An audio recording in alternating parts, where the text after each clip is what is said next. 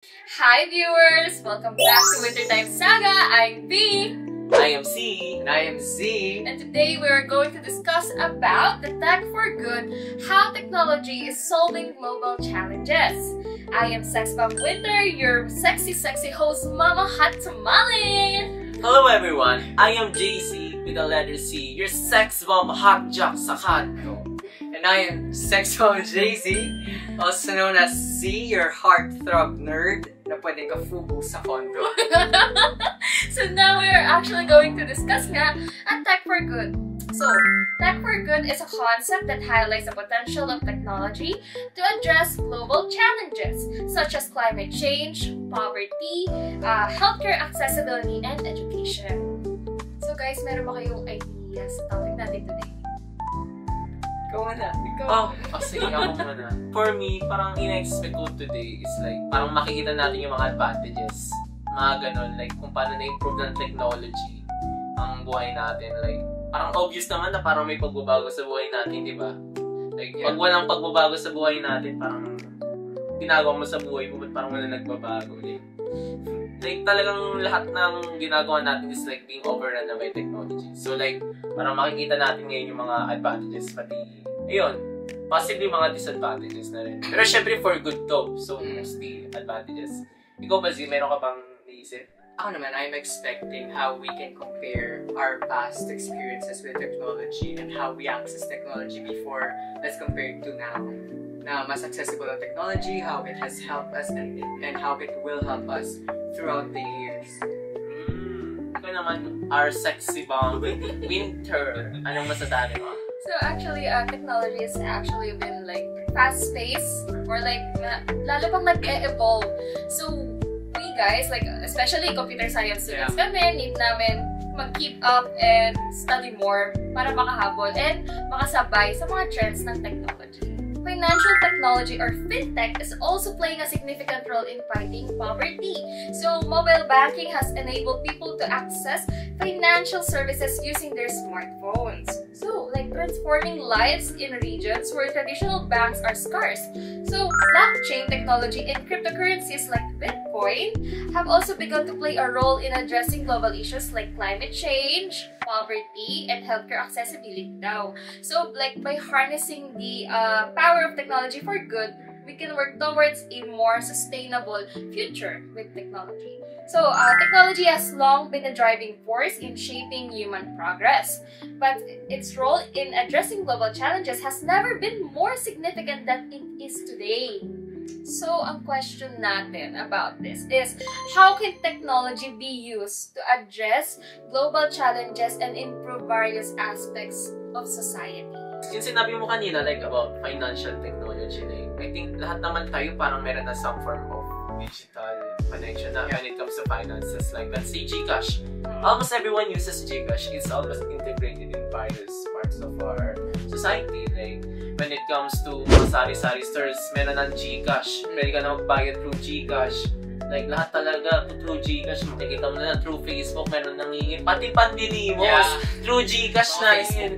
Oo, mga QR code, i-display na. Ayun na, meron Gcash. Like, talagang binabag na talaga ng financial technology kung paano natin i-live yung lives natin. So, don't you agree, Z? Like, yeah, and like, for example, similar to Gcash, alam mo yung RFID? Like, for example, before, wala naman silang RFID. Oo, Likely yung chip. Pass lang. Yeah. Pass lang. Magbabayad sila like through cash, which affects the traffic flow. So, because of that, mas na-improve yung traffic flow, yung efficiency ng traveling, and so on. Tapos, yun nga, because of digital money, mas accessible sa atin ngayon as compared to before. Yes. So, not just only Gcash, meron din mga GoTime Bank, and also, ano pa ba? Like PayMaya, PayPal, Pag International, and also yung mga banko din. Dati wala pa silang online systems. Pero ngayon, pwede nang mag-pay through online banks. About pa sa sinabi ni Z kanina, about dun sa RFID, like, talagang nag-transition na talaga from traditional ways of from paying tolls. Kasi ngayon, pag mapapansin mo, tinatanggal na talaga nila yung parang traditional way of paying. Required na magkaroon ka ng RFID. It's either na magka-card or install ka ng chip. Which, syempre, kami nag-install kami sa car namin. Para actually long time ago na. Pero ngayon, nagulat ako kasi ngayon ko din nalaman na wala nang cash na available. Di ba maraming cash? But I think it's one of the ways na parang mawawala yung traffic in around, let's say, Cavitex.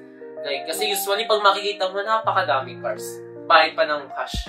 And mas maganda na lang cashless kasi para talaga seamless yung experience. So, I think that's about your question. Ngayon, since natakal natin yung like how technology is solving for, yung topic natin kanina is yung financial. Yes. And about overall lang naman. The general. Ngayon naman, pag-uusapan natin how technology helps in solving climate change. So, renewable energy technologies such as solar panels and wind turbines have been instrumental in mitigating the effects of climate change and promoting a more sustainable future. So these technologies have made renewable energy sources more affordable, efficient, and accessible, and making them a viable alternative to coal and natural gas.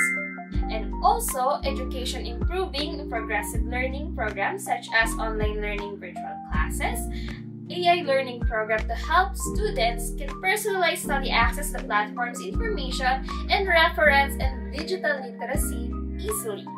So guys, ano pala ang thoughts nyo when it comes to sustainable energy itself? Kasi di ba ngayon nakikita natin parang nag-shift tayo more towards sa parang traditional ways of use of energies and parang naghahanap tayo ng mga new ways, profound ways like let's say pagre-revive ngayon ng parang Bataan nuclear power plant as we know. And parang naghahanap pa tayo. As we know, parang nag-expand naman ngayon yung parang mga renewable energies such as solar panels and yung mga wind turbines, di ba? Mga ganun na mga renewable energies. But kayo guys, ano ba ang thoughts nyo? Parang sa tingin nyo ba parang efficient? Or parang sa tingin nyo parang gusto yung mga traditional ways pa din?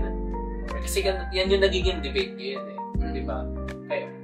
Ako, I would prefer using renewable resources. Aside from it being more sustainable and more efficient than traditional ways, mas nalilesen din, of course, yung, for example, sa solar panels, yung cost natin in the long run. Yes, it is expensive to invest in a solar panel, yeah. Pero in the long run, if you look at it like in a broader perspective, yung matitipid mo is so big. Since Philippines is a tropical country, so marami kang ma-harvest na sunlight that will be converted into energy. So, actually, kapag masyadong marami yung na-harvest na sunlight or na-convert na sunlight to energy, pwede mo siyang ibenta sa Meralco. Like, for example, ang na-consume mo lang is 30 kilowatt hours, tapos ang na-harvest ng solar panel mo is 50 kilowatt hours. The 20 na sobra dun sa na-harvest is pwede yung ibenta. Kasi kami, nag-invest kami sa solar panel kasi sobrang high ng electricity bill namin. Kasi ang dami namin sa bahay and it gives us ease na gumamit ng electronics nang hindi iniisip kung magkano yung magiging bill namin. What do you think about that? For me, it's very practical to use such solar panels kasi hindi ka naaasa sa mga external sources. You have your own parang power bank, diba? Parang built-in power bank sa bahay mo na pwede mong gagamitin and all of that. Pero I've heard na parang nagiging controversial siya in other countries like, let's say United States kasi parang merong doon na parang hindi daw totoo na parang mas gusto nila bumalik sa traditional ways kasi parang hindi daw nagiging effective yung parang traditional sources. Pero or yung renewable sources. Pero honestly, I disagree. Kasi let's take a look at Manila. Napaka-polluted. Yeah. Dito pala sa Manila. Oo, dito pala sa Manila. Maingay, mausok. Pero that's true. Yeah. To a certain extent. Kasi totoo talaga. Like, imagine, like, if we shift towards more, like, let's say, mga e-bikes. Like, alam natin binabash yung mga e-bikes dito. Mga hari ng daan. Yeah. Pero let's take a look at other vehicles like cars. Kasi, di ba yung parang, yung kay Elon Musk, yung Teslas. Yung mga Teslas kasi mga electric cars. They're very, nice for the environment kasi hindi siya nagpo-produce ng waste. makakalanghap ka na rin ng mga fresh air. Hindi mo i-worry na parang magpuproduce ka ng parang mga smoke na mga dangerous sa health. Ano bang like parang number one factor kung bakit polluted ang Manila ngayon? Too many cars. Too many cars, diba? What if ganun, doon sila mag-invest instead na tanggalin yung bus? Yeah. And why not like investing in a more sustainable public transportation? Yes. Diba? Kasi ang main factor naman why there is so much pollution in Manila is because of the use of too much private cars. And bakit nga ba tayo nag-a-avoid using public transportation? Because it's too much of a hassle for normal people, for ordinary people. Like, pahirapan gumamit ng MRT, ng LRT, ng public transportation like bus, PUVs, because the government does not care about how it works. Yes. The government does not care about the challenges that those commuters are facing. Kaya they do not care about making laws that will mitigate the effects of climate change. Diyos ko, nakakita ko naman ng isang government employee na naka-transportation. No, di ba? Mga naka-sports car pa. Yes. Like, parang that's what I've noticed. Like, let's take a look at other countries na hindi corrupt. Like, the highest, for our first world country. Let's say Singapore, like talagang pinupush talaga doon na magkaroon na gumamit ng public transportation. Yeah. Makakakita ka talaga ng mga tao ganito ka-LV bag. Pero nagko-commute. Yeah. Diba? Ang tindi. Like, pero pag i-compare mo dito, like, hindi mo makikita yun. Like, talagang, parang ginagaya nga natin yung American culture na parang kailangan lahat may vehicle or of some sort. So, I think it's very bad. So, parang ang nakikita ko dito is parang mag-invest tayo with our technologies into this transportation para mas maganda. Kasi in the long run, it will not only benefit our environment. And also, tayo na rin, di ba? So now, we've discussed about climate change. Let's talk about naman kung paano nakakasolve ng technology ang education gaps. Ayun, anong sa tingin nyo? Like, nakatulong pa talaga ang virtual platforms for studying? Honestly, in some ways, like, I think oo. Kasi let's say yung parang mga activities na projects na dapat ipasa on-site, ipapasa mo na lang siya online. And I think that's in some ways na parang ni-improve din yung parang students in able to parang napapasa nila yung mga gawain nila and able to cater to also teachers na hindi rin sila makaka-hassle. Nakaka-help din for me yung massive online courses, diba? It has opened so much opportunities for people that are interested in other topics aside from what they are taking currently. Like for example, tayo, we are computer science students, but we might be interested in arts, so we can enroll in online courses that are related to arts. And although people are arguing that shifting to online classes are inefficient to the students kasi raw mas natututukan daw sila sa teachers when on-site, I believe that it is the problem of the student if hindi siya magpa-persevere to study. Kasi, diba? Kasi it's a privilege to be able to work virtually and to study virtually. And it is your responsibility to do your best to study. Diba? Yes. Kasi we cannot deny that globalization will not turn back traditional. Like, we will only progress further. So, it's either we live by it or we get left behind. Pero syempre, may drawbacks din. When it comes to online courses, actually, may bayad. Yes. Pero Paano naman yung mga hindi maka-afford, di ba?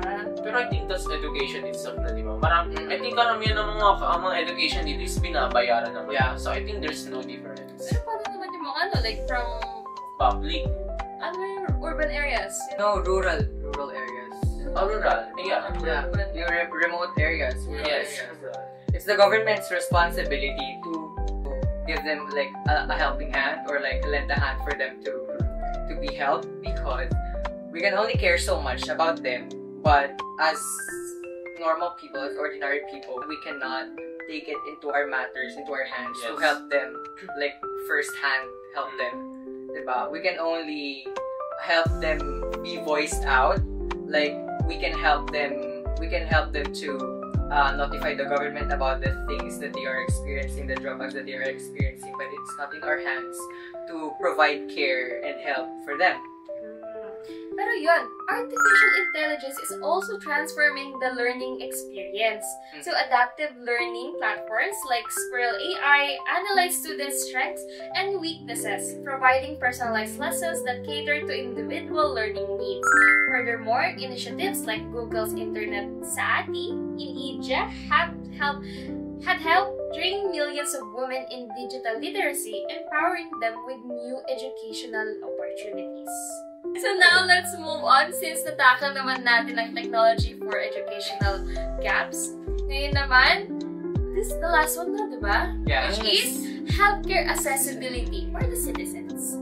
So, innovations in public health. So, the role of technology in improving access to healthcare services.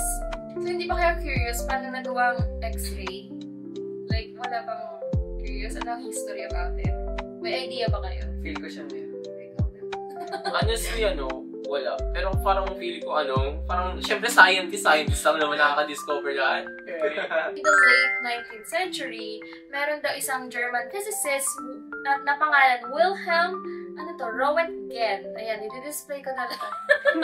Display na lang. So, na-discover niyang X-rays while studying electrical currents through low-pressure gases. So, ang X-ray daw, kaya niyang mag-penetrate ng most solid objects. Uy, ano daw iniisip mo, Tim? Penetrate! Penetrate. Ano iniisip niya? So, yun daw. Ang na-discover niya na kaya daw mag-penetrate or makita. Go! Mag-penetrate most solid objects, revolutionizing medicine. So, paano ba nakatulong sa inyong X-rays? Honestly ako, nung sinugod ako. Parang lagi ka naman sinusunod. Pero yun, parang experience ko sa CT scan. Honestly, akala ko pares siya sa MRI. Kasi yung MRI, yun yung hindi gumagamit ng radiation. Yun yung parang malaking metal na magnet.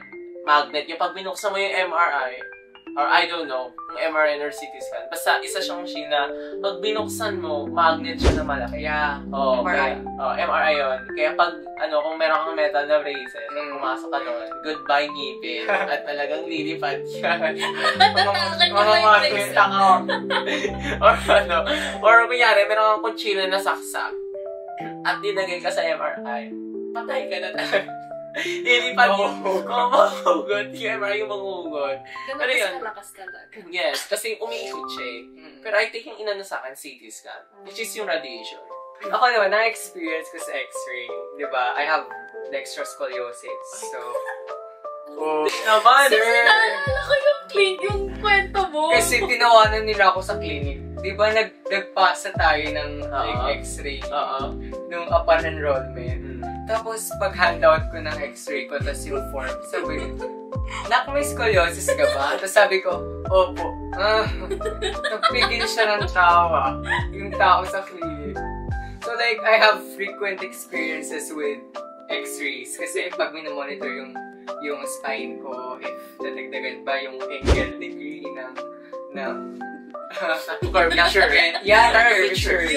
Curvature. Kaya, ako naman, in my life, nagpa-X-ray ako ng dalawang serious case.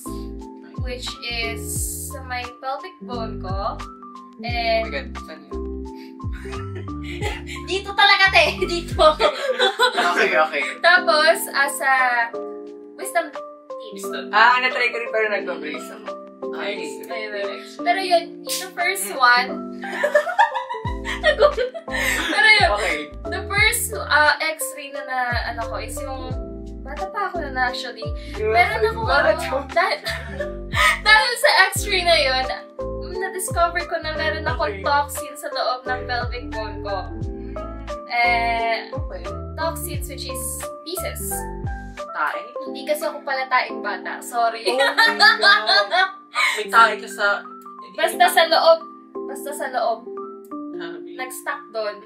Yung tae mo. Kasi, Tayo kasi. So, like, diba, kasi sumakit na kasi yung chat ko, kaya nagpa-X-ray na ako. And then, ayun, may toxins daw ako.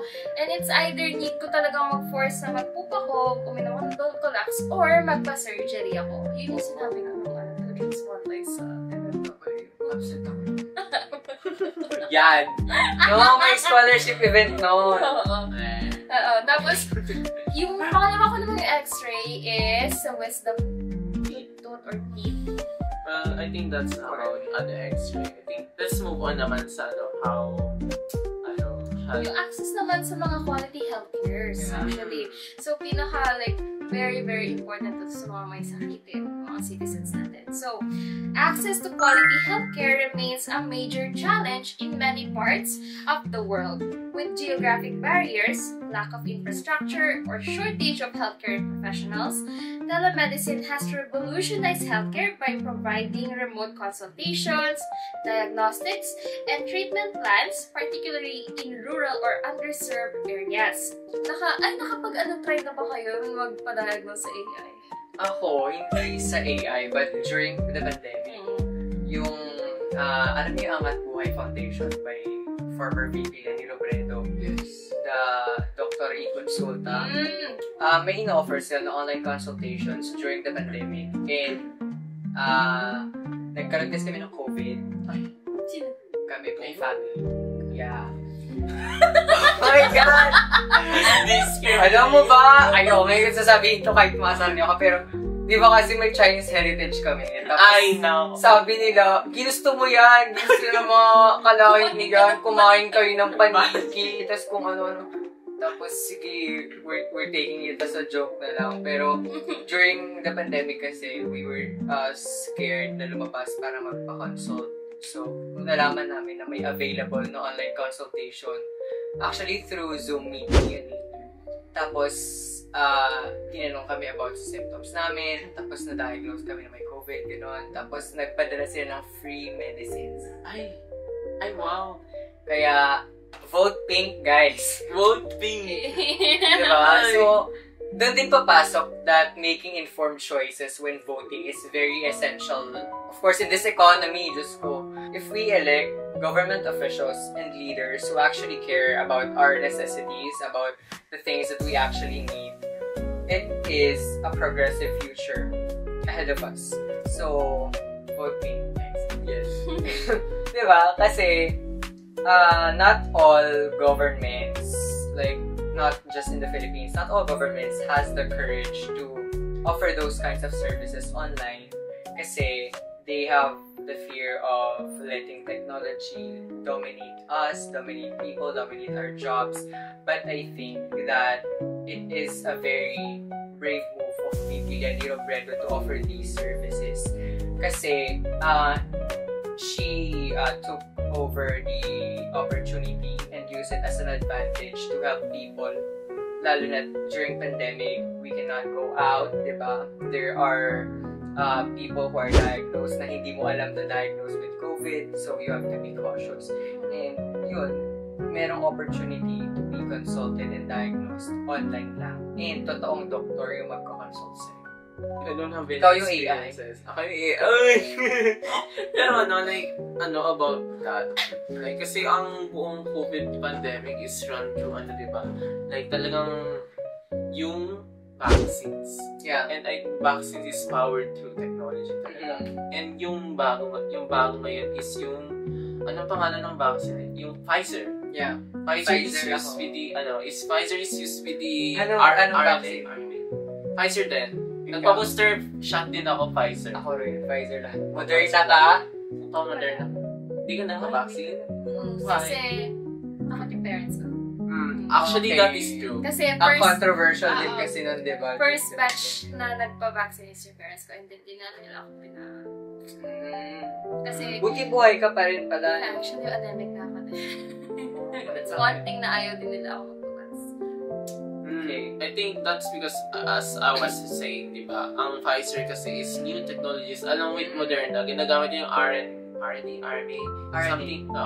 na parang technology na parang it's from the COVID-19 cells ata na kukunin nila yung parang inject sa atin. And matindi ang controversies na lalo na sa US, like pinanggalingan pa ng country, US, and controversial din.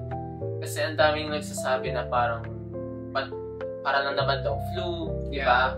Madami ding maraming scare tactics talaga na nangyayari sa US. Like, Yung even controversy na may chip may chip to daw. track people. Like, aside from that, even with the disinformation, like, meron naman ding valid ones na parang may scare. Pero you can't deny na parang with this new, parang naging fast din ang naging actions with the new COVID pandemic. Like, let's take it back. Like, polio. One of the most deadly diseases talaga na parang in our history. Oo, hindi naman sa pinaka-deadly, but the most excruciating.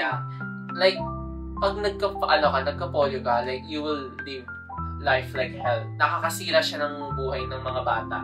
Alam niyo ba yung smallpox? Ayan. Yan, I was right. So, this is smallpox. I was right. Ang smallpox na yun is hindi na nag-exist. Yeah. Na-eradicate na natin ang smallpox. And that is through vaccines. That is through vaccines. Na-eradicate na natin. Yeah, na-eradicate na natin. Well, di ka na magsasuffer sa ganyan. Technically, mas,